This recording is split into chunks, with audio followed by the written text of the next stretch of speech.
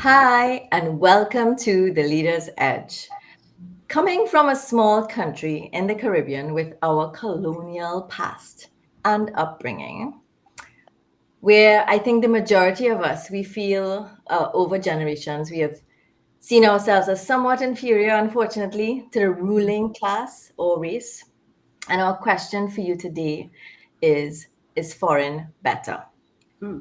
And what I mean by this, of course, is do we tend to respect professionals, artists, business people, scholars from outside more than our own? And even when many of our people, we have the training, we have the ideas, we have the background, we have the experience, do we still have that mentality of throwing our support behind somebody foreign versus somebody local? Hmm. So, as we dive into this topic today, we're going to have Reshma Advani Rojas, who's currently contemplating these very questions as she's preparing her doctoral thesis. And of course, before I invite Georgia to introduce our lovely guest as usual, I want you to rate yourself on a scale of 1 to 10, where 10 is high, on how much you believe you support local talent, expertise, products. Pick a number and put it in a comment, whether you listen to this live or you see us in the replay. We'd love to see what you say. So, Georgia, let's hear from you. Emily, good morning. Reshma, good morning. And good morning to everyone who's watching us this morning. Wow, on a Monday morning, look at the topic that you have brought with us. Oh my goodness. Reshma, it is a pleasure to have you because we know that you have refreshing ideas, brand new thoughts, and we are looking to jump into that. So, folks, who do we have with us? We have with us Reshma Advani Rojas, and she is the CEO of the Odin Group of Companies, which operates across the Caribbean in hospitality, in design, and in training. And that group includes advanced commercial equipment and the Forge. Have you heard of the Forge Culinary Studio? Yes, and those two are among the companies that she manages. Now, Reshma, I'm going to use two words to describe you. Two words, unique and diverse. I think those are words that really encapsulate who you are because you have over 25 years of experience in management. And your educational background is also unique and diverse because it spans what? Economics and engineering. But you not only stick in that lane, Reshma, because you're also a regional speaker at women led hospitality and leadership events across the Caribbean. So, Reshma, here's what I have to ask you now. Better, best, local, foreign. Where are you going to drop those? Talk to us about your ideas on local versus foreign. So, first of all, good morning and thank you guys for having me. It's very gracious of you. And this is a topic that was something I've been, pardon me, it's early in the Mhm. morning. Yes. Um, I think this is something that's been mulling around in my head for the better part of 10 or 15 years. So, just Mhm. like a lot of us, I went abroad for some schooling at some point. Right. I did a lot of my training in the US and in Europe. And when I came back home, everybody said, well, you have a degree from a fancy American university, and therefore you must know better. Mm. Even more, when I came home, I realized when I started working in the industry that I call it the colonial hangover. Yeah. So there's no rule of law anymore that says we must kowtow to foreign expertise. Mhm. But I think that we can say, both I think from your experiences as well as maybe many of the listeners, Mhm. that what we did is we rebranded it as best practice. Ah. Mm. So Hmm. instead of saying, I've returned to Trinidad, yes, I've gotten all this exposure, we somehow inherited this belief that intellect has to come with an accent. Aha. And I And struggle with and that an a accent that's lot. not Caribbean. No, not at all. I think that's regional, right? So you Mhm. have the dichotomy of the ruler versus the ruled, and Mhm. that is in supposedly in our history, right? Mhm. But current projects, even up to one was that was released this week, Mhm. I would like people to start measuring how much of that consultancy or true design comes from us. Ah. Wow, Reshma. Them there are fighting words. Colonial I hangover, best practice.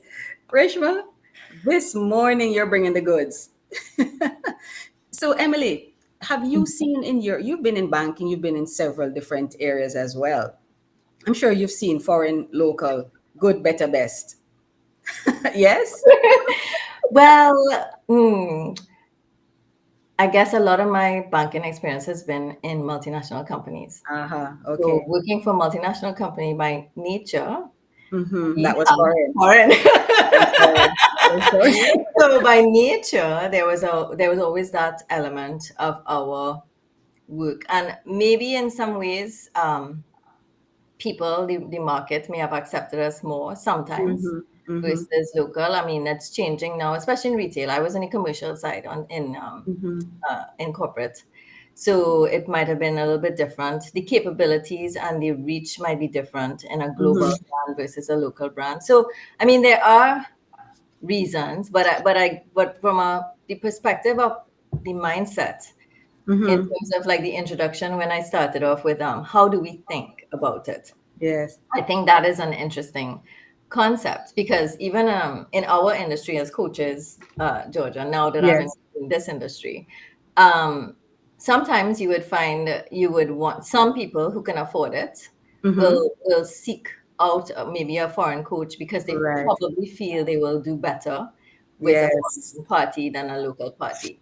And maybe there's some, as I said, there's no Hard broad and fast. black and white with this, Mm-hmm. because experience does matter. But I think there can be times when local talent, local intellect is not viewed the same to the same extent. And I Mm-hmm. feel like also when we bring in foreign elements into our region, we must ensure that we focus on knowledge transfer yes. Yes. because I Yes. feel like Yes. what's happening is not letting the knowledge come in and leave, but making sure that we learn from whatever experiences and exposure there is, that there's enough Mm-hmm. of that happening. And I Okay. think that is really, really critical. Good. So, Yeah. Rishma, I want to bring you back in because I want to ask you about our mindset. Do you think we've been held captive for a very long time because of our mindset or thinking that foreign is better? Yes, I think that, I've heard many politicians over the years talk about the Mm-hmm. concept of brain drain, right? Yes. So we have all these incredibly intelligent, educated, and even passionate people who want to come back, let's say to Trinidad or anywhere in the Caribbean for that matter, and Mm-hmm. contribute to their country and their country's development. But as soon as they come home, they are paid a third less than Ah. what the foreign consultants are. Mm-hmm. They often lose jobs or options because they are no longer associated with that foreign brand. So Okay. there tends to be a sense of even inherent bias when it Mm-hmm. comes to those things. I'll give you an example. We did a hotel many years ago, to be Mhm. remain unnamed, Okay. where they brought in a lot of foreigners, both from Europe and North America. And we sat there over and over and said, yo, this is not how the Caribbean works. You're gonna struggle, or this what you're doing here could work in France, but it's not gonna work here. And we were butting our heads against the wall trying to communicate with these people. But to them, we were the tokenist foreign hire, a Ah. local hire, to say that Okay. they hired Trinidadians to help with this regional job. So said, so Mm-hmm. done. It was a disaster because they were trying to get people to adapt to their behavior rather than understand the regional expectations or limitations of how Mm-hmm. we operate. Mhm. And I wonder if sometimes people do not realize that foreign is better until it's not. The Yeah. great thing about bringing that experience home, like you all are talking about, maybe there's something to be learned, Mm-hmm. but it also has to be adapted. We are not a cookie cutter. Jamaicans are different from Bajans, who are different from Grenadians, who are different from us. Right. And this kind of shoving the square peg into the round hole does not work. You really have to have entrenched Caribbean understanding and expertise in order to to bring us to where we need to be, so we no longer think foreign is better. But those opportunities have to be supported by those in power, or those who are making decisions. Yes, yes. And Emily and Reshma, what we want to say to our listeners is that we're not saying that foreign is good. All right. So we want to make that disclaimer right up front. Of course, foreign is good. Of course, there's good talent anywhere you go. What we want to say is you should not just go to the default position that foreign is better than local. What we should not do is undervalue and devalue the Caribbean content that we have and think that because someone is coming from outside of the region, they ought to be better. Is that what we're saying? Agreed. Yeah, I think the misnomer is they want to, even with women, right? Having a conversation like this, they want to paint us into a corner. Oh, she's anti-foreign. That is not it. I think No. it's about adapting to the circumstances. We can take some of this and repackage it for our use. And certainly I'm not anti-foreign. I work Certainly with not. foreign suppliers and foreign consultants and foreign experts who teach me things on a day-to-day basis that I don't have access to here. But if there is a domestic equivalent, and listen carefully, equivalent. Yes. I didn't say give it away to us because we have a CARICOM passport. Right. I'm talking about if you have somebody from New York and from San Fernando who have the same resume, the same exposure, the same education, I do not understand why that choice is automatically give it to the guy in New York. Why can't the person in San Fernando be just as qualified if we are holding all things equal? Right. Yeah. Yes. Right? Yeah. That's, And that's Worse if it's women.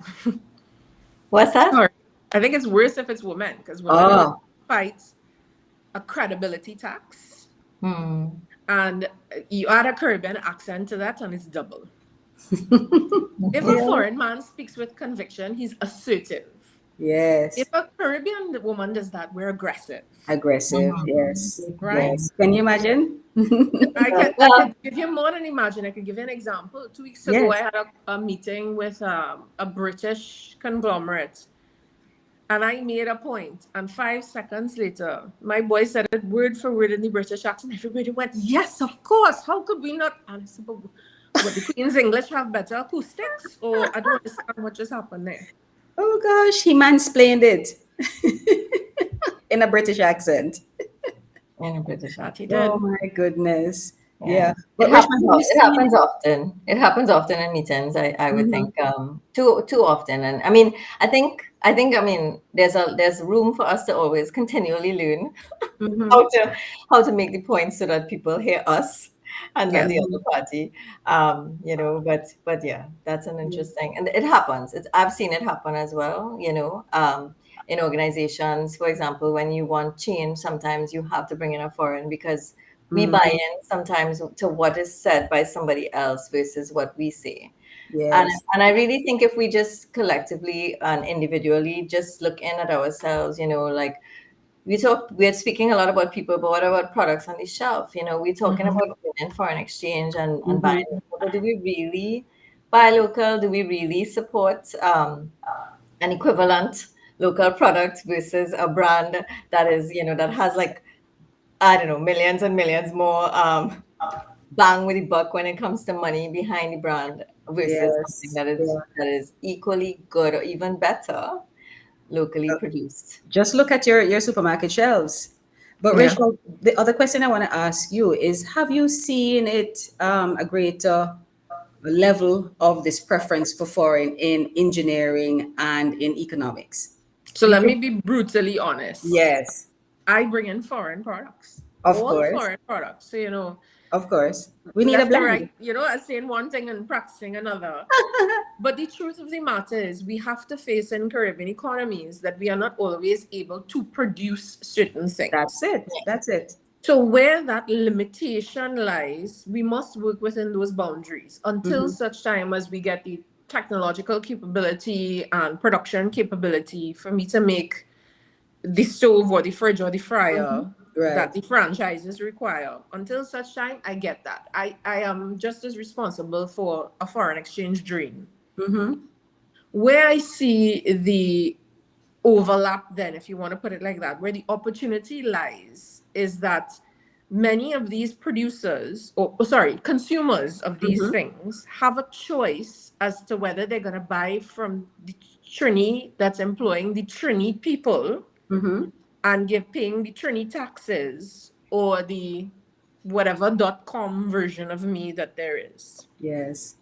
Okay. Now, if I am triple the price, I completely understand, right? I mean, that's just common sense. But where all things are equitable, I wonder why people don't realize. We just had an interesting conversation with a news reporter. I don't know, you all saw that story in the papers about trotters closing down in South.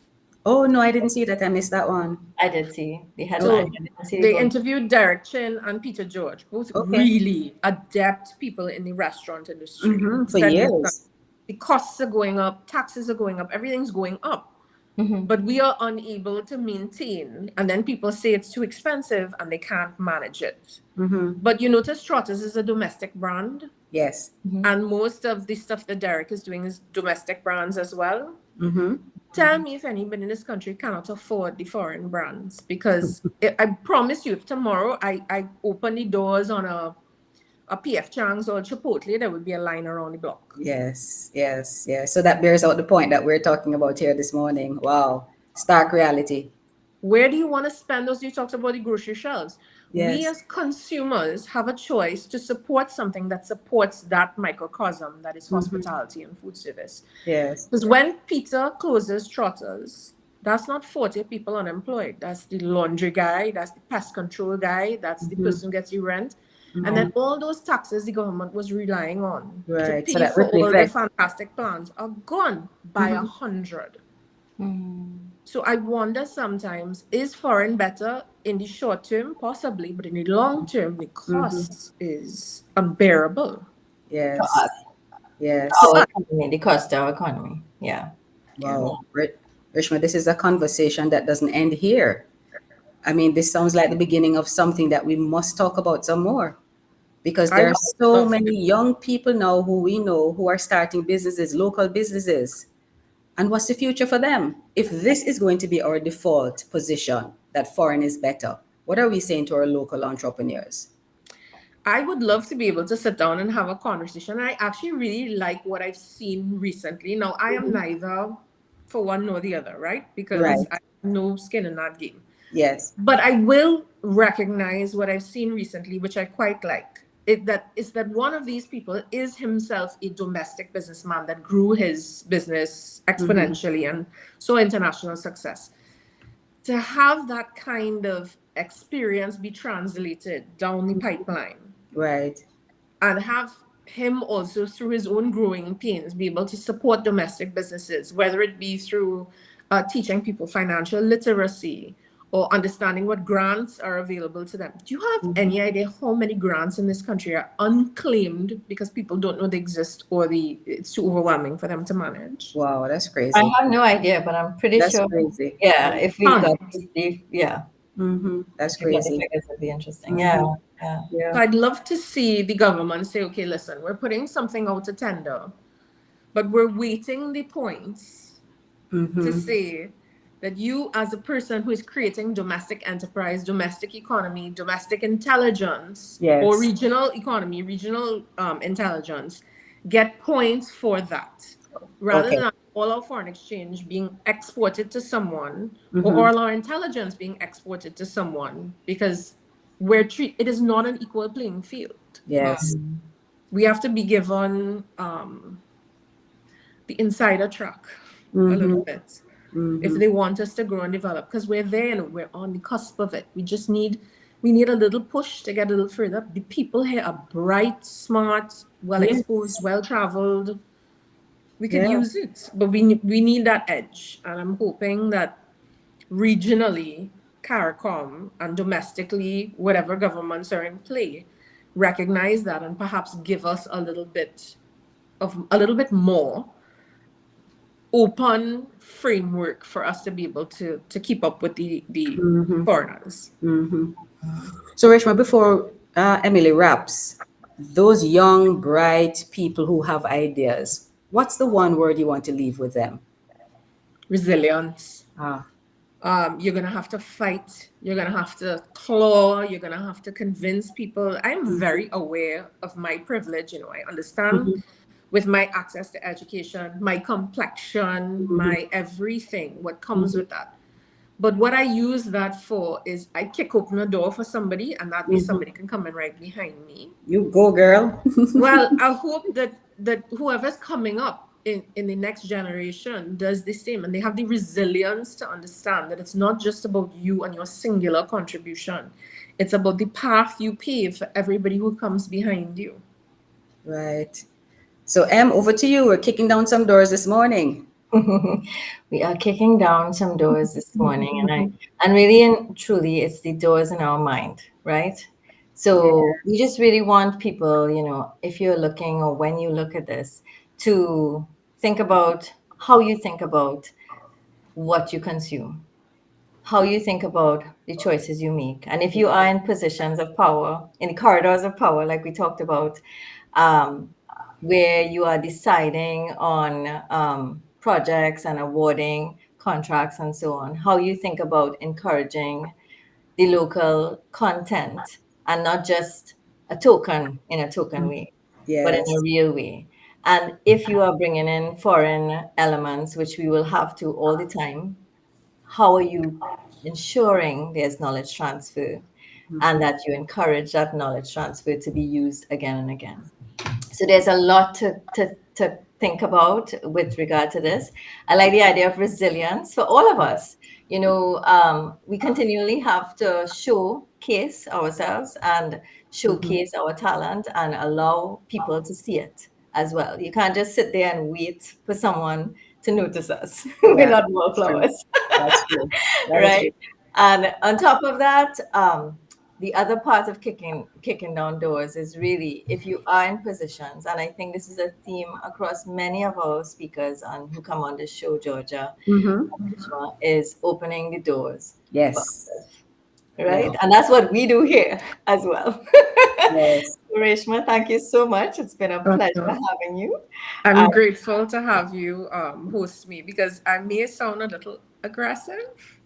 No, not Uh, at all. Not at But all. it's really just Assertive. ambition. I would like Yeah. for somebody to look back on this moment and say, Mm-hmm. someone helped start this and Yes. see what happens from there. There you yes, go. yes. Wonderful. We're looking forward to that. Thank you so much, Reshma. Have a Thank you. wonderful week. Thank you for having me. Put on your boots. We're kicking. Wonderful. Take Take care, care. everyone. Bye bye. Bye Bye. bye. Bye bye.